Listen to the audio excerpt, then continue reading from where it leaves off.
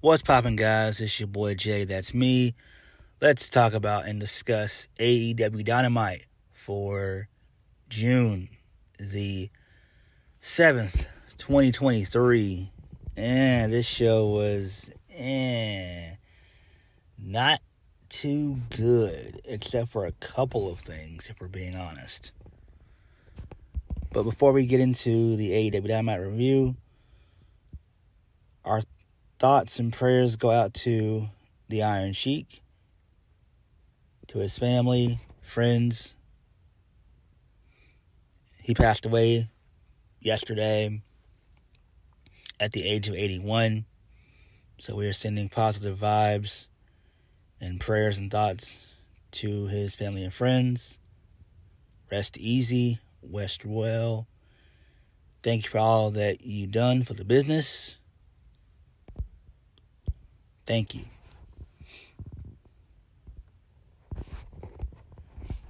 So,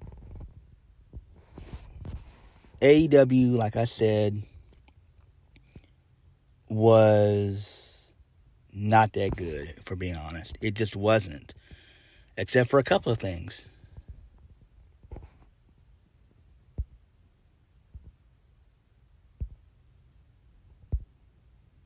It just wasn't good.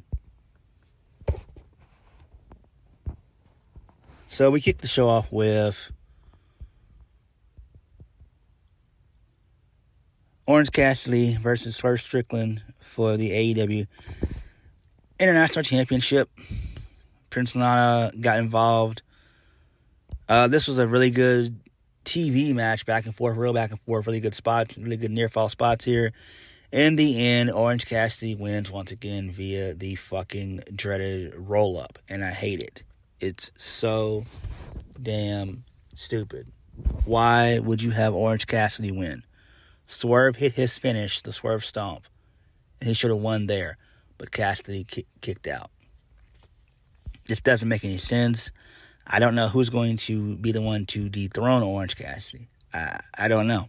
I can't think of anybody right now. Him beating Swerve is not good. Unless they're going to continue this somehow. I mean, I don't know, man, but Swerve should have been the new international champion. He should have been the new AEW international champion. I think he would make a great champion, and Orange Cassidy has already given that belt enough prestige as it is. Like, him winning makes no sense. I don't know what Tony Khan's doing. Post-match, the Embassy, they attack Orange Cassidy. The lights go out. It's just Sting and Darby. They make the save. Blah, blah, blah. Who cares? That sets up for a 6-man tag next week. Not good. Not good. I mean, we're going to have 2 6-man tags next week. 2. Sting, Darby, and Orange Cassidy versus Swerve and the Embassy.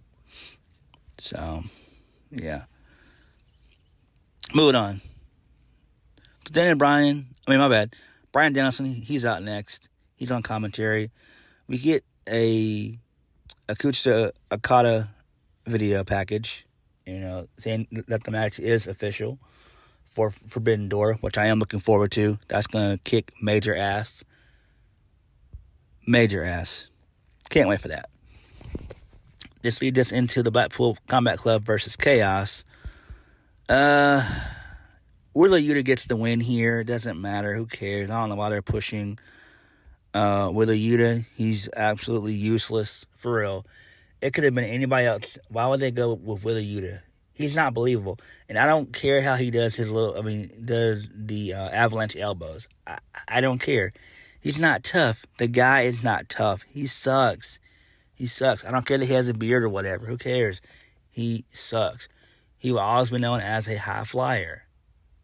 And no amount of him going heel and turning heel and trying to be aggressive is going to change anything.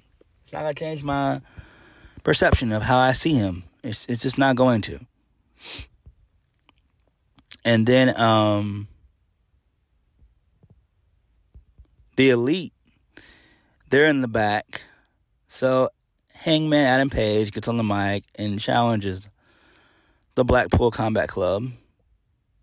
But he said there's a stipulation involved. No Danielson and no Tenosuke Takeshita. So that's fine. It makes sense. But like I said before, we got 2 6-man tags next week. I'm not excited because why? All 6-man tags are basically the same. It doesn't matter whether it's an AEW, Impact, MLW. It doesn't matter. WWE, it doesn't matter. It's all the same shit.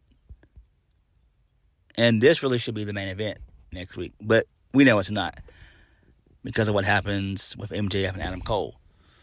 Let's go ahead and segue into that. So, MJF, he comes out. He makes fun of Colorado. He says he reminds them that their mother swallows. MJF also tells us that nobody's on the level of the devil. So MJF is excited. Out comes Adam Cole. So MJF is excited. Finally, some competition. So he said when CM Punk left MJF as a kid, he thought his fandom was over. But then he found Ring of Honor. MJF thought the Ring of Honor sucked because it was filled with indie jabronis. MJF puts over Adam Cole's accomplishments and says all that is undisputed. So he talks about his time in CZW and his time in NXT and his time in ROH. Okay, that's cool. MJF said he followed Adam Cole's footsteps and knew deep down that Adam Cole would make the jump and they would have the rivalry of a lifetime. MJF says Adam Cole used to be the Panama Playboy, but now he's the Panama Game Boy. But Baker keeps leaving the house with Adam Cole's boss firmly in her purse, and Cole used to have the body and physique of a world champion. But now Adam Cole is so frail, he makes crack whores jealous. I'm like, damn, that's a good line right there. That had me cracking up. I was like, oh shit, really good. So MJF says fans think the company isn't showcasing Adam Cole properly, but MJF says quite the opposite. They're doing everything to make Adam Cole cool. Video games, reality shows, etc. MJF says he's beaten every top guy that the fans thought was on his level. What makes Cole any different? MJF also read a rumor that the reason Adam Cole left WWE was because of a certain higher-up in Titan Tower that didn't think Cole had top guy potential. That guy was Vince McMahon.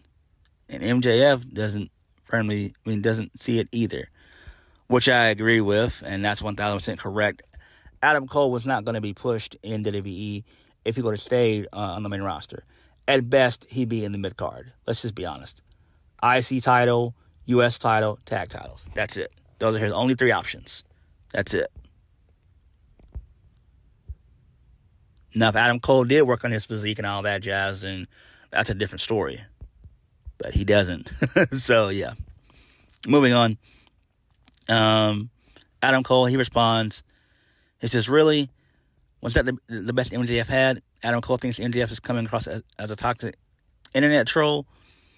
Adam Cole wants to know what MJF's obsession with other people's relationships is, considering his fiance left him.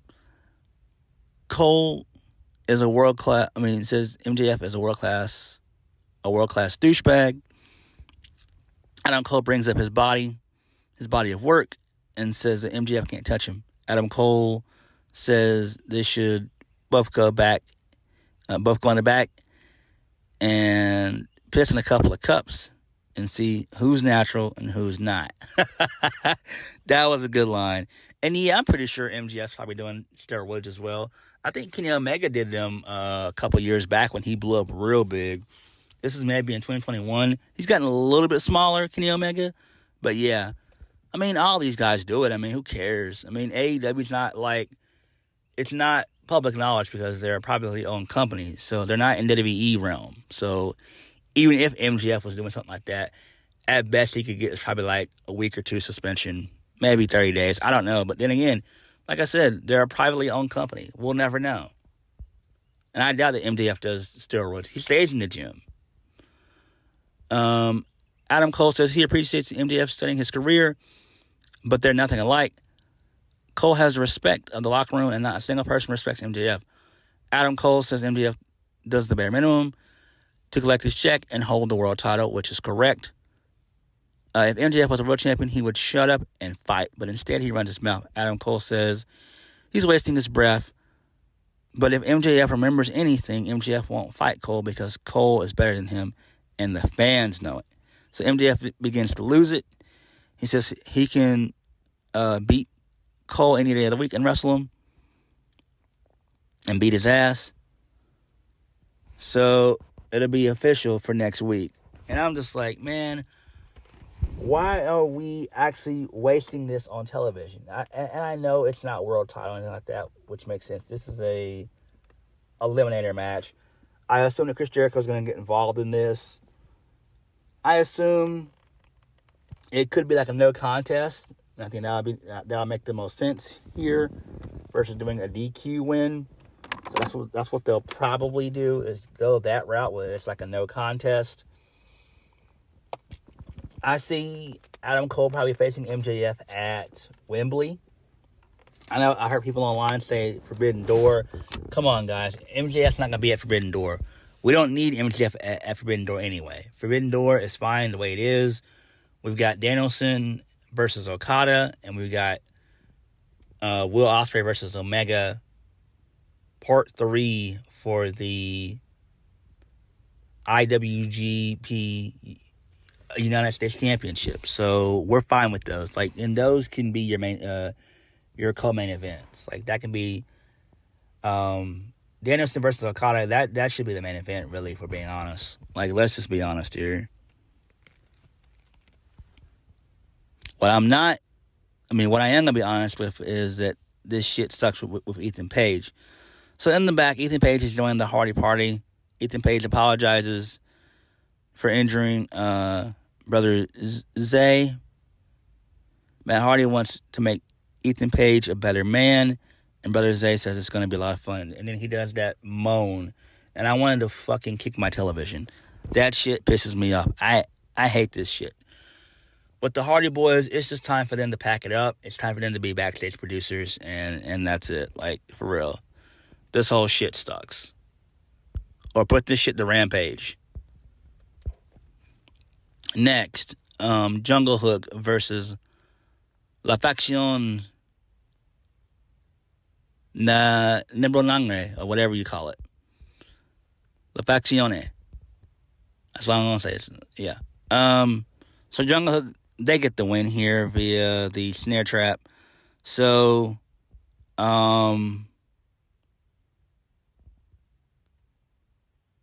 Hook, he locks in the red rum on Jose as Jungle Boy gets the tap with the snare trap. So there's that. Who cares? It doesn't really matter. It made no sense. It was also a tornado tag match. Texas tornado tag match. Doesn't make any sense. It's dumb. I feel bad for Dre Listicle and my boy Preston Vance. And Preston Vance, shit, I would much prefer him to be in the Blackpool Combat Club, if we're being honest. Like, he's got the size, he's got the physique. I mean, he does. He looks decent. I ain't gonna hold you guys up. He looks decent.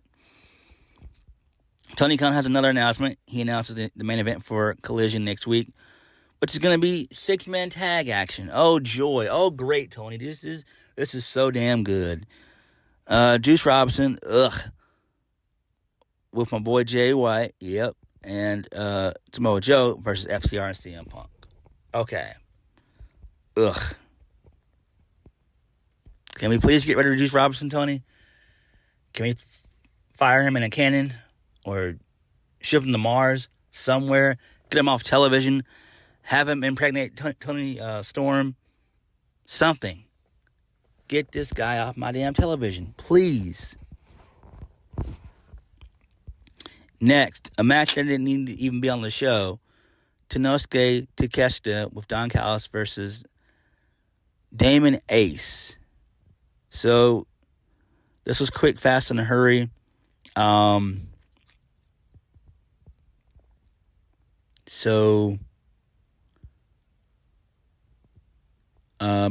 wins via the power drive knee. And then he gets on the mic, that being Don Callis. He says that he's going to make the lives of the Elite and Kenny Omega a living hell because of his new family. And I'm like, bro, what are you talking about? You have no new family. Are you with the Blackpool Combat Club? Who are you with? Like, again, I know Hangman Page mentioned it earlier, but is it concrete? Is it set in stone? Is it confirmed? Like, what the hell?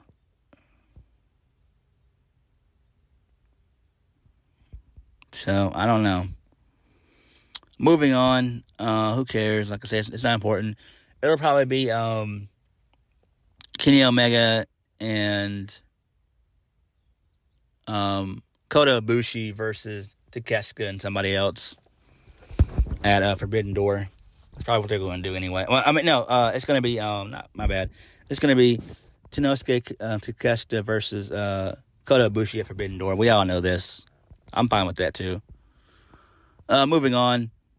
So, Christian and Luchasaurus, they beat up Brock Anderson in the back. Okay, that's fine. Moving on. Who cares though?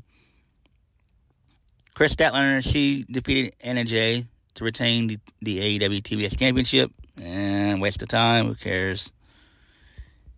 This didn't need to be on the show. And there's going to be a 4-way on Rampage. It's going to involve Dr. Britt Baker and a couple other people. Nyla Rose is in this match. We all know that Britt Baker's winning next week. We already know.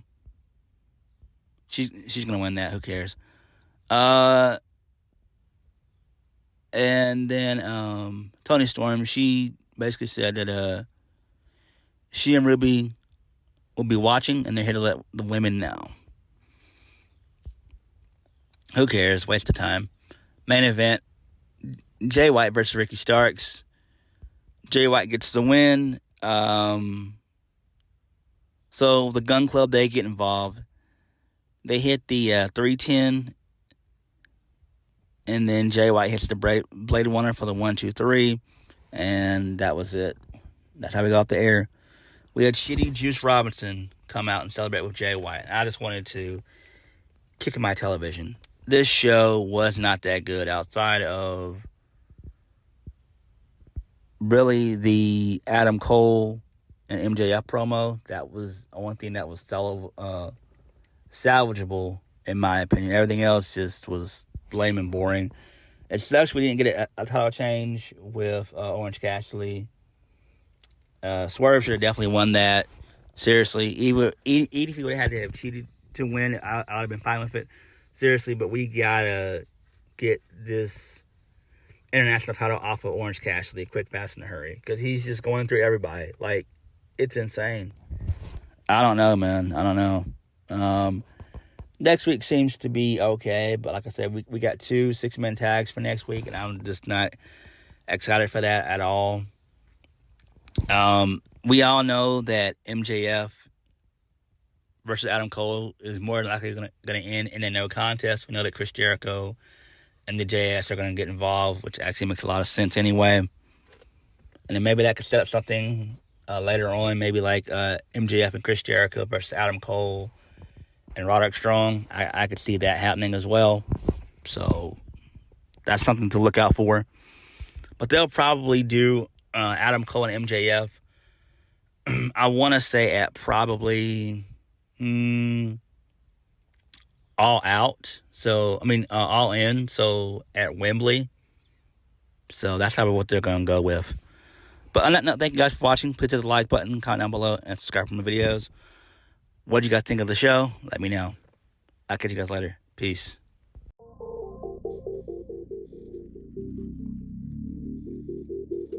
Alright.